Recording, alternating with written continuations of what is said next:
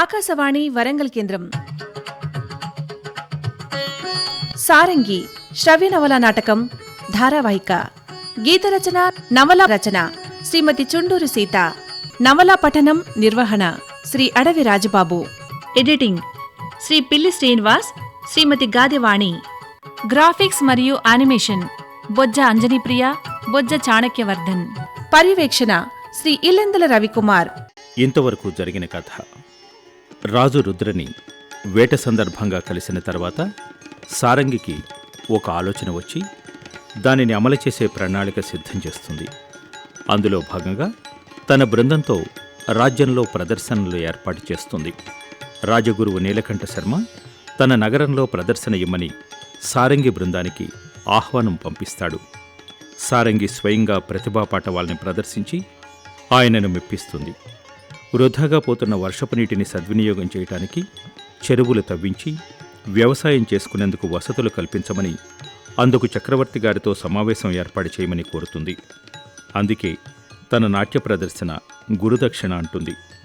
నీలకంఠ శర్మ చక్రవర్తితో సారంగి బృందం సమావేశం ఏర్పాటు చేసినప్పుడు సారంగి తల్లి సత్తమ్మ తన ప్రదర్శన ప్రారంభిస్తానికి చక్రవర్తి అనుమతి కోరుతుంది.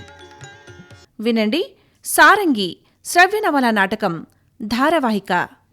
అక్కడి నుండి ప్రారంభం ఎన్నో రకాల భ్రాంతిని, చిత్తభ్రమలను కలిగించింది. ఆ సాయం సమయాన సూర్యుడిని ఉదయింపచేసింది.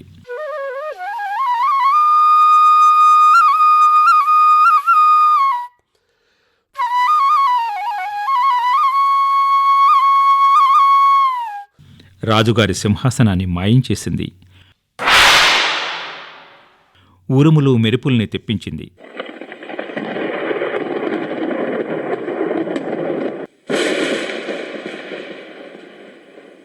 మేఘాలను రప్పించింది.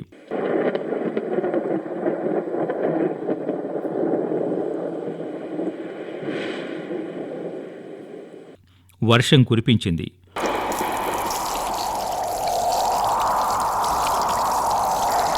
వానకు అందరూ లేచి నిల్చున్నారు.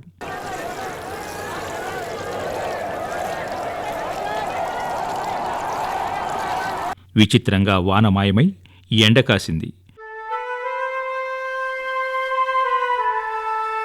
వేడి ఉక్క బయలుదేరింది. అంతా ఆశ్చర్యంతో చూస్తున్నారు.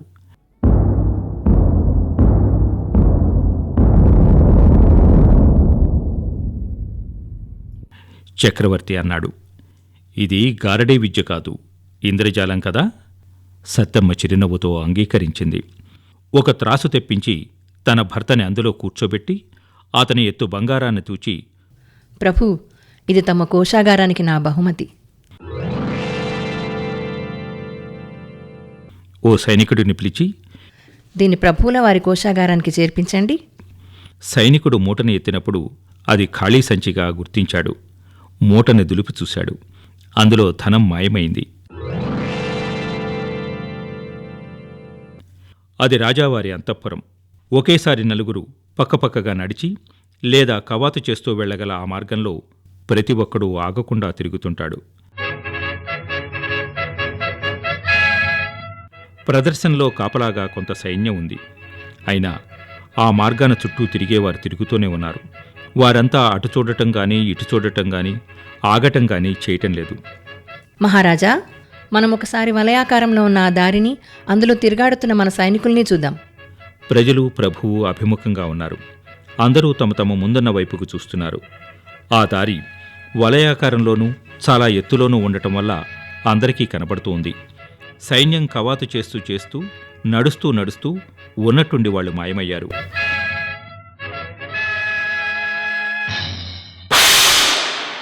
అయ్యో అన్నారు అటు చూస్తున్న జనం. వారిలో సందడి, అలజడి. సైనికులు ఎరి, అందరిలోనూ ఆతృత. అలాగే ఉన్నట్టుండి ఏదో మెరుపు మెరిసింది. అందరి కళ్ళు జిగేలుమన్నాయి. 3 క్షణాలకి కళ్ళు తెరిచి చూస్తే సైనికులు అలాగే ఉన్నారు. వారి కవాతు పరుగులు సాగుతూనే ఉన్నాయి. జనం కరతాళ ధ్వనులు చేశారు. తరువాత ఓ లావాటి వ్యక్తి అక్కడికి వచ్చి తన పొట్ట మీద వెదురు బొంగు కర్రను నిలిపాడు. కుర్రవాడ వచ్చి ఆ వెదురు బొంగుని పట్టుకుని అందరూ చూస్తుండగానే పైకి పైకి పాక్కుంటూ వెళ్ళాడు. కాసేపటికి ఆ లావాటి వ్యక్తి రంగా రంగా అంటూ పిలిచాడు. పిల్లాడు పలకలేదు.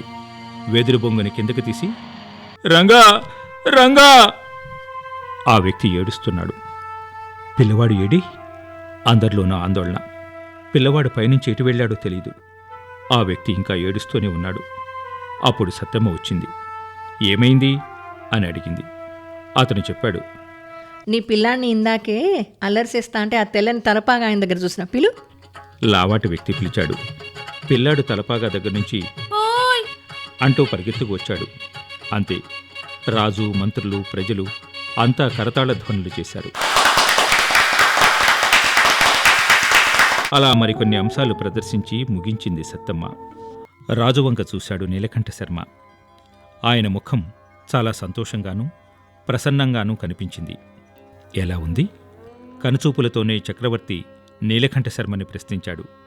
కనులు పెద్దవిగా చేసి కనుబొమ్మలను వీలైనంత పైకి జరిపి తలని ముందు కుడివైపుకి అటు నుండి చిన్నగా ఎడంవైపుకి తిప్పి రాజుచూపులకు అంది అందనట్టుగా చిరునవ్వు నవ్వి ఊరుకున్నాడు. ఈ రకమైన సందేశం చక్రవర్తికి చేరితే చాలా బాగుందనే అర్థాన్ని సూచిస్తుంది. అది మరీ మెచ్చుకోలు కాదు. మరీ మెచ్చుకుని తెగ పొగడేసి చాలా బాగుందనటం కుదరదు. ఎందుకంటే ఇలాంటివి చేయవలసినది రాజు మాత్రమే. సభికులు లేదా సభలోని వారు ఏ విషయాన్నైనా వ్యక్తినైనా పొగిడే ముందు లేదా బాగుందని చెప్పే ముందు రాజుగారిని చూడాలి. ఆయన బాగుందని చెబితేనే తర్వాతి చెప్పాలి. లేదంటే ఏదో ఒక కారణాన బాగుందన్న వారికి అవమానం తప్పదు. ఆ బాగున్న విషయాన్ని అందించిన వారికి శిక్ష లేదా ఇక్కడ మరో కిటుకు కూడా ఉంది. బాగుందని చెప్పే విషయంలో ఇలాంటి అవకాశాన్ని వారికి ఇచ్చిన రాజుని అభినందించాలి. అంత గొప్ప విషయాన్ని అనుమతించిన రాజుకు ఆ గొప్పతనం తాలూకు అభినందన అందాలి. అవి మాటలతోనో చేతలతోనో కరతాళ ధ్వనులతోనో తెలపకూడదు. కేవలం కళ్ళు, కనుబొమ్మలు, నుదురు, ముఖం, తల అంతే, వీటిని మాత్రమే ఉపయోగించి రాజు అడిగినప్పుడు మాత్రమే తమ అభిప్రాయం వెల్లడించాలి. తనకేమాత్రమూ నచ్చని విషయాన్ని కూడా ఇలాంటి మౌన భాషలోనే చెప్పాలి. అది కూడా రాజు ముఖ కవళికలను బట్టి బహిర్గతం చేయాలి. ఇది రాజువుకి చేరువలో ఉన్నవారు, మంత్రులు, సేనాధిపతి వంటి పదవులో ఉన్నవారు అనుసరించే రీతి. ప్రదర్శన ముగియగానే అర్జునవర్మ ఒక క్షణం పాటు నీలకంఠ శర్మని, తర్వాత మంత్రులు మొదలైన ఉన్నత పదవుల్లో ఉన్న వారిని చూసి అందరి సంకేతాలు అందాక కరతాళ ధ్వనులు చేశాడు. అంతే, సభలోని వారంతా ఆయన్ని అనుసరించారు. 10 క్షణాల పాటు ఆ అభినందనల పరంపర కొనసాగింది. మంత్రి నరసయ్య చెయ్యెత్తాపమని సైగ చేసే వరకు అవి అలాగే సాగాయి. మీ పేరు సత్యమ్మ జంపన్న కదూ? అర్జునవర్మ అడిగాడు. అవును ప్రభు. వినయం ఉట్టిపడేటట్టు సమాధానమిచ్చారు. సత్యమ్మ, ఈ విద్యని ఎక్కడ నేర్చావు? ఉత్తర భారతం ప్రభు. ఎప్పుడు నేర్చావు? నాకు 17 ఏళ్లున్నప్పుడు ఈ విద్య మీద మక్కువై మా నాయన్ని అడిగితే గురువుగారి దగ్గర చేర్పించిండు. ఎన్నేళ్ళు నేర్చావేంటి? ఆయన ప్రశ్నకి సత్తమ్మ తడబడుతున్నట్టుగా ఆగిపోయింది. సందేహపడకు, చెప్పు. అభయమిస్తున్నట్లు అడిగాడు. 3 ఏండ్లు. మా నాయన, మా అమ్మ, నేను ఆ చోటే ఉండిపోయినాం. అప్పుడు నేర్చిన. బాగుంది. మీ గురువుగారి పేరు? ఈ ప్రశ్నకి తడబడ్డారు. చెప్పండి. మళ్ళీ అడిగాడు రాజు. వాళ్ళు ఇబ్బంది పడుతూ నీలకంఠ శర్మ వంక చూశాడు. ఆయన రాజువైపు చూశాడు. అప్పుడు సత్తమ్మంది, ప్రభు, తమకు ఏకాంతంగా విన్నవించుకుంటా. ఆయనకి మాత్రమే వినిపించేటట్లు గొణిగింది సత్తమ్మ. ఆయన చిరునవ్వుతో, ఈ సమాధానమే ఊహించాను. నీ ప్రదర్శనకి మా మనసు నిండింది. సంతోషించాము. చెప్పు, నీకేం కావాలి? మణిమాణిక్యాలు, ధనరాశులు, భూములు, గోవులు ఏం కావాలన్నా ఇస్తాను. అడుగు అన్నాడు. సత్తమ్మ నెమ్మదిగా అంది, అవేవీ వద్దు మహారాజా. తమ దయ, సల్లని చూపు, కరుణ అవి చాలు. సరే గురువర్య, వీళ్ళు, మీరు, నేను రేపు ఉదయం ఏకాంత మందిరాన కలుసుకుందాం అంటూ నిష్క్రమించాడు రారాజు.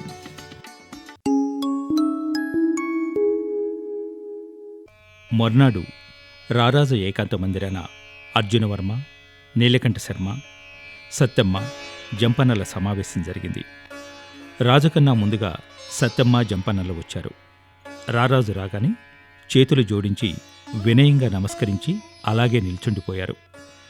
తర్వాత వచ్చిన నీలకంఠ శర్మకి కూడా నమస్కరించి అలా నిల్చున్నారు. ఆ, మీరు అలా కూర్చోండి. రాజు చిన్న ఆసనాలు చూపించాడు. ఇద్దరూ కింద కూర్చున్నారు. చెప్పండి, మీరు ఏమి కోరి రాజావారి ముందు మీ విద్యను ప్రదర్శించారు? మీరు కోరినది సబబు అనిపిస్తే తప్పక వారు ప్రయత్నిస్తారు. నీలకంఠ శర్మ ప్రశ్నించాడు. అందుకు సత్తెమ్మంది, ముందు ప్రభువులు అడిగిన ప్రశ్నకి మేం సమాధానం ఇవ్వాలి. మా గురువుగారు మహోపాధ్యాయ స్వామి. బాగుంది. అయితే ఈ సమావేశానికి మరో వ్యక్తి రావలసి ఉంది. ఇంకా ఎందుకు రాలేదో తెలియదు. సరే, ఈలోగా మీ గురించి చెప్పండి సత్యమ్మ. అంత చిన్న వయసులో నీకు ఇంద్రజాల మహేంద్రజాల విద్యలు నేర్చుకోవాలని ఎందుకు అనిపించింది? దానికోసం ఇక్కడి నుండి ఉత్తర భారతానికి ఎలా వెళ్ళావు? ఆ వివరాలన్నీ చెబితే వింటాం. తన మాటని పొడిగిస్తూ రారాజు అడిగాడు. ప్రభు, ఇంతవరకు ఎవరికీ చెప్పని రహస్యం ఇది. చివరకు ఈయనకు కూడా ఎంతక్కరో అంతే చెప్పిన. కానీ మీకు చెప్పాలనిపించింది. ఎందుకో తెలియదు. ఉత్తర భారతం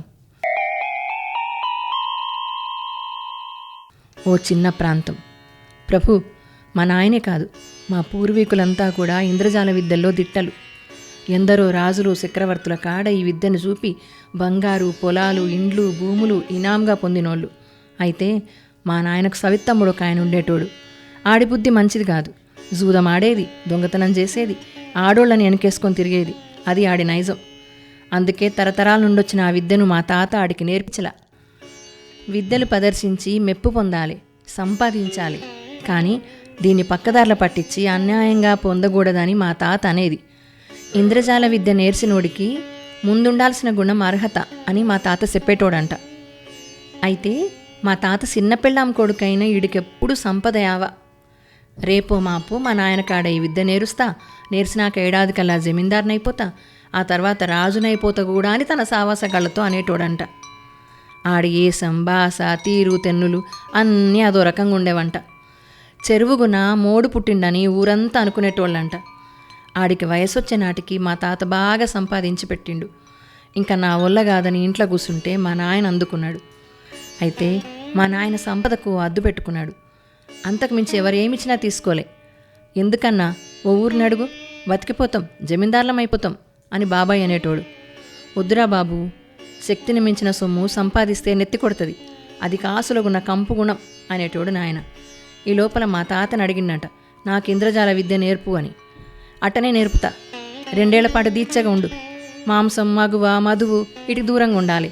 జూదం మానాలి, పూజలు చెయ్యాలి, సన్నీళ్ళ తానం, సంధ్యకాడ గుడి ప్రదక్షిణం, రోజంతా ఉపాసం, రాత్రప్పుడు మాత్రం భోజనం. ఇన్ని నీ మాట పాటిస్తేనే ఇంద్రజాలం నేర్పుతా, ఆలోచించు అన్నాడంట. ఇప్పుడు చేసేటోళ్ళంతా ఇంత దీక్షగున్నారా? నాకు నేర్పొద్దని నీ కుట్ర ఏసాలు కాకపోతే అన్నాడట బాబాయ్. ఎవరైనా ఇయే పాటించాలి, లేకుంటే దెబ్బ కొడుతుంది. తాత మాటలు ఆడికి రుచించల. తల్లి దగ్గరికి పోయి దగలేడుపులు ఏడ్చే. ఆమె తాతను పోరెట్టుడు మొదలెట్టింది. తర్వాత ఏమైనా నన్ను అడగకు అంటా తాత మొదటి మంత్రం చెప్పే. 3వ రోజు నాడు ఆడి కుడి కాలు కుడిసేయి పడిపోయింది.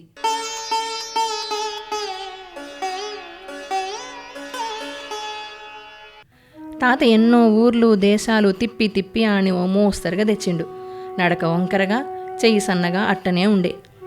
బాబాయి, తాత చెప్పిన దీక్షలన్నీ నువ్వు చేస్తావు బిడ్డా, నేర్చుకో అని నాతో చెప్పే. ఆయన కుట్ర తెలవక నేను పట్టుబట్టి తాత కాడ విద్య నేర్చిన. 10 రోజులకే తాత పాము గుట్టి చచ్చిపోయిండు. తర్వాత 3 నెలలకు మా నాన్న కూడా పోయిండు. అటెనక తెలిసింది, ఇద్దరిని ఆడే ఇసమిచ్చి చంపిండని. పోనీ అని ఊరుకున్నా. తర్వాత మా అమ్మను నాయనమ్మను కూడా పొట్టన పెట్టుకుండు. ఓ రోజు అన్నాడు, ఇక పద నీ విద్యతో కోట్లు గడిద్దామని. నేను కాదన్నా. ఊరి నిండా అప్పులు, ప్రతిరోజు ఇంటి మీదకి జనాలు, బాకీ తీర్చమంటే కూర్చున్నారు. వాడికి ఇంకా దారినేదు. రాజభవనం అంటే ఆ ఇంటిని బేరం పెట్టపోతే నేను అడ్డుకున్నా. అందుకే నన్ను సంపాలని అనుకున్నాడు. ఈయనొచ్చి రచ్చించిండు. రాజు దగ్గరికి పోయి మొరెట్టుకుండేంటి ఆడికి 5లో పెట్టి నాకు ఆస్తి ఇప్పించిండు. అది అమ్ముకొని వీళ్ళతో ఈడికొచ్చి బతుకుతున్నాం. సత్తమ్మ కథ విని రారాజు తెల్లబోయాడు. ఆమెకేమైనా సమాధానం చెప్పమని రారాజు మనసు తొందర చేస్తుంది. మనసు నోరు మూస్తూ, సత్యమ్మ గారు, ఉన్నత కుటుంబానికి చెందిన మీరు ఇలా పల్లెవాసిగా బ్రతకడం అన్యాయమైందే. కానీ విధిలీల అంతటిది, ఏమీ చేయలేము. మీకు సంతానం ఉందా? ఉంది దేవరా, ఓ ఆడకూతురు. మరి ఆమెను తీసుకురాలేదేం? లేదు దొరా, మొన్న గురువులోరు తావున గజ్జకట్టి ఆడింది. అప్పటి నుంచి దిట్టి తాకి జ్వరం, ఒంటి నొప్పి, తలకాయ నొప్పి, ఒంట్ల బాగలేదని సత్రం కాడే పడుకున్నది. దృష్టి తగిలిందంటే ఆమె చాలా అందగత్తి అయి ఉండాలి, అవునా? బాగానే ఉంటుంది కాని దొరా, అంత అందగత్తేం కాదు. సత్యమ్మ, ఆమె చాలా అందంగా ఉన్నా పర్వాలేదు.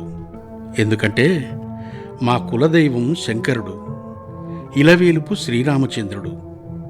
రాముణ్ణి కొలిచేవారు తెలుసు కదా, ఆయన ఆదర్శాలను కూడా అనుసరిస్తారు. మా వంశంలో అందరూ ఏకపత్ని వ్రతులే. అందుకని నీ కూతురికి జ్వరం లేకపోయినా తీసుకురావచ్చు. అలా ఏమీ లేదు ప్రభు, పానం బాగుంటే తీసుకురానా? రాజు వెంటనే చప్పట్లు కొట్టాడు. 2 మహిళా సైనికులతో పాటు సారంగి ఆ మందిరంలోకి అడుగుపెట్టింది. ప్రణాళిక సమర్థత, ఆమె గొప్ప వ్యూహకర్త, తన పల్లెకి నాయిక, అంచనాల మాలిక, రంగతిరంగి రంగుల సౌరంగి.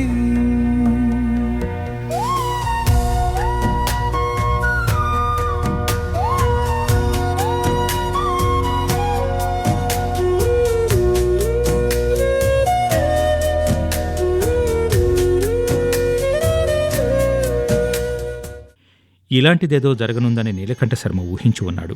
కాని ఆ అడవి ప్రాణులిద్దరూ విస్తుపోయారు. సత్యమ్మ, ఈమె నీకు తెలుసా?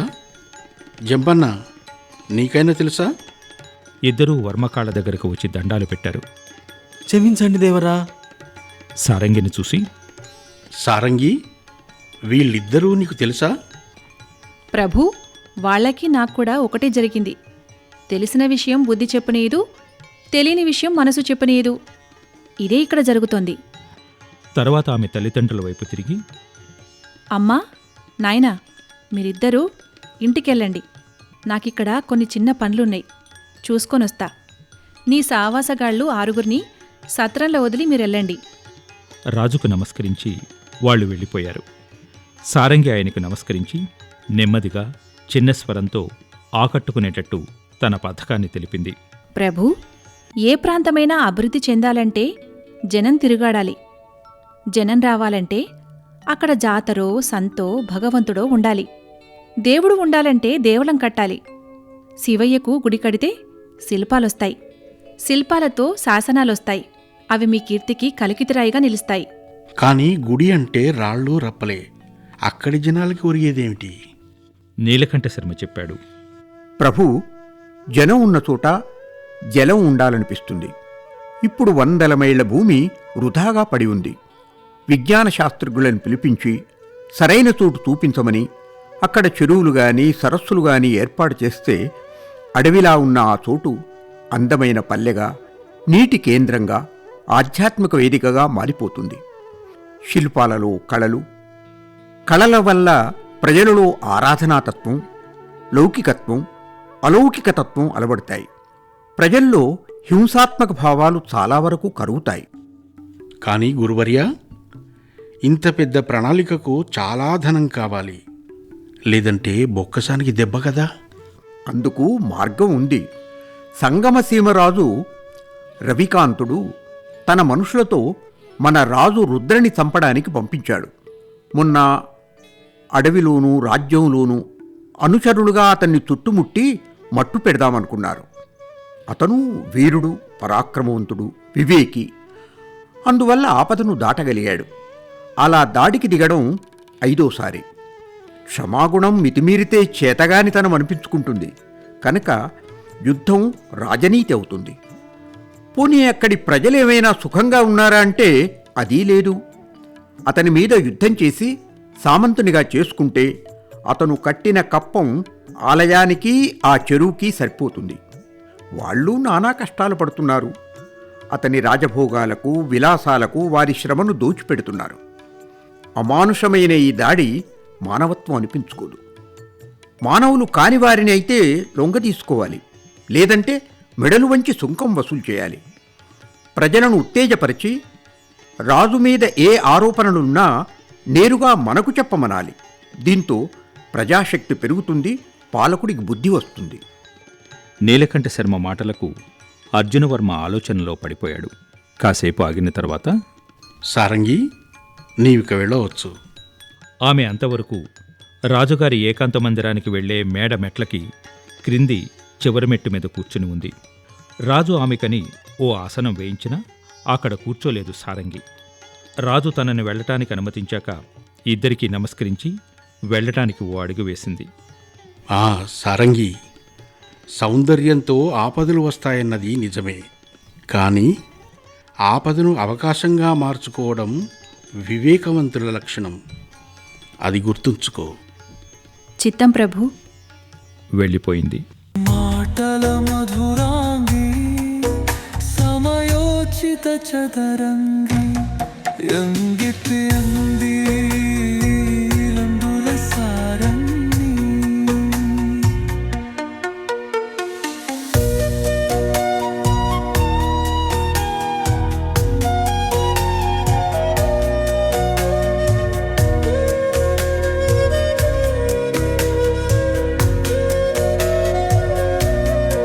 రాజుల పరిపాలనమును పాలయముల గరితి కాలమునకు గాలమేసి నిలిపిన చతురంగం వంగతరంది రంగుల సారంగం.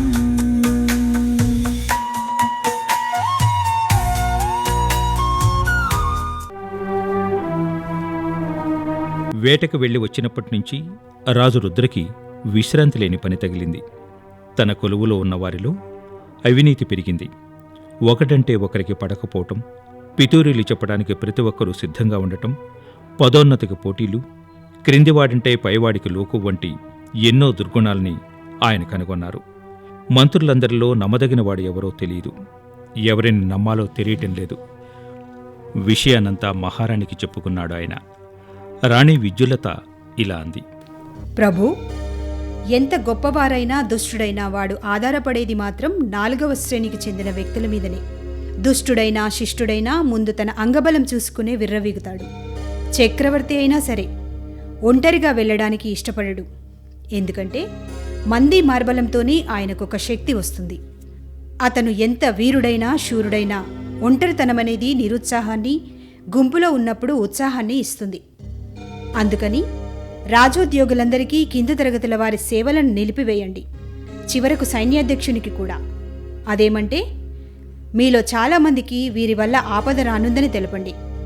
ప్రాణం విలువ పని విలువ కన్నా గొప్పదని వాళ్లే తెలుసుకుంటారు. పదే పదే వీళ్ళ జాగ్రత్తల్ని గురించిన హెచ్చరికలు చేయండి. ఎంతవరకంటే మీరు చెప్పింది నిజమని వాళ్ళు నమ్మే వరకు. ఇక స్థానచలనం చేయించిన వారందరినీ ఉత్పత్తుల రంగానికి వాడుకోండి. గృహ నిర్మాణాలు, వ్యవసాయపు పనులు, గ్రామాల బాగోగులు, గూఢాచారులు ఇలా ఒకటేమిటి, వారికి సంబంధించని పనులన్నీ వాళ్ల చేత చేయించండి. లేదంటే ఉద్యోగాలు మానేస్తారా మీ ఇష్టమనండి. జీవనభృతి కరువని తెలిస్తే తల్లడిల్లిపోతారు. వారందరికీ వారానికి 4 సార్లు సైనిక శిక్షణ ఇప్పించండి. రాజ్యం ఎంత విలువైనదో, తన దేశం ఎంత గొప్పనైనదో వారు తెలుసుకుంటారు. ఆయనకి ఈ ఉపాయం నచ్చింది. అంతే, అమలు చేయటం మొదలుపెట్టాడు. ఒక్కో విభాగాన్ని ప్రక్షాళన చేసుకుంటూ వస్తున్నాడు. ఇప్పుడు అతనికి సారంగి కానీ ఆమె అందం కానీ గుర్తుకు రావటం లేదు. ప్రాణాలకి పదవికి ముప్పు రానుందని తెలిసాక నిద్రాహారాలు మానేసి ఆలోచన సాగించాడు. మెరుగైనది అనుకున్న ఆలోచనను తన సతీమణితో విచారించి అమలు చేస్తున్నాడు. ఈ సమయంలో అతనికి గాబు క్రింది పందికొక్కులు చాలా చిక్కాయి. వారిని బందీలుగా చేయటం వల్ల రాజుగారి ధనాగారానికి పెద్ద మొత్తంలో ధనం చేరుతోంది. కొందరు ప్రచ్ఛన్నంగా లొంగిపోయి ప్రాణాలతో పారిపోయారు. కొందరు దేశాంతరం వెళ్లారు. కొందరు తప్పు ఒప్పుకుని చిన్న చిన్న ఉద్యోగాలలో చేరారు. మరో 2 రోజులలో ఈ ప్రక్షాళన ముగుస్తుంది అనుకుంటున్నాడు రాజు రుద్ర. అప్పుడు వచ్చింది రారాజు నుండి పిలుపు, ఓసారి రమ్మని.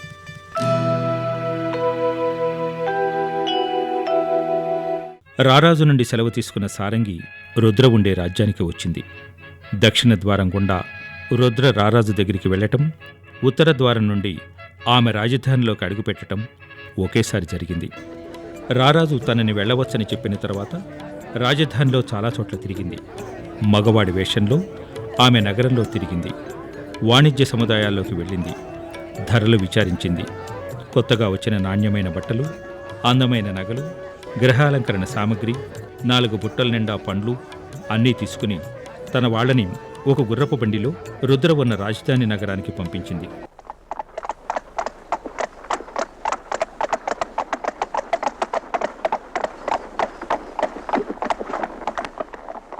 తను అందమైన బండిలో రుద్ర ఉన్న రాజధాని నగరానికి చేరుకుంది.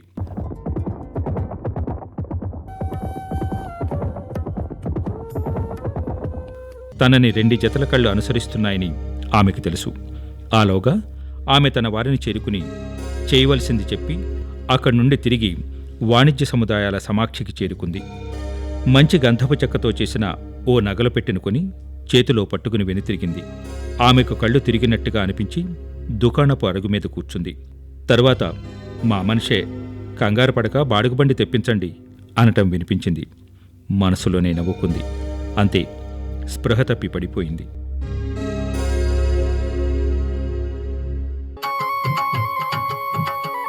ఇంతవరకు మీరు సారంగి శ్రవ్య నవలా నాటకం ధారావాహిక విన్నారు. గీత రచన, నవల రచన శ్రీమతి చుండూరు సీత. నవలా పఠనం, నిర్వహణ శ్రీ అడవి రాజబాబు. ఎడిటింగ్ శ్రీ పిల్లి శ్రీనివాస్, శ్రీమతి గాదెవాణి. గ్రాఫిక్స్ మరియు యానిమేషన్ బొజ్జ అంజనీప్రియ, బొజ్జ చాణక్యవర్ధన్. పర్యవేక్షణ శ్రీ ఇల్లెందల రవికుమార్.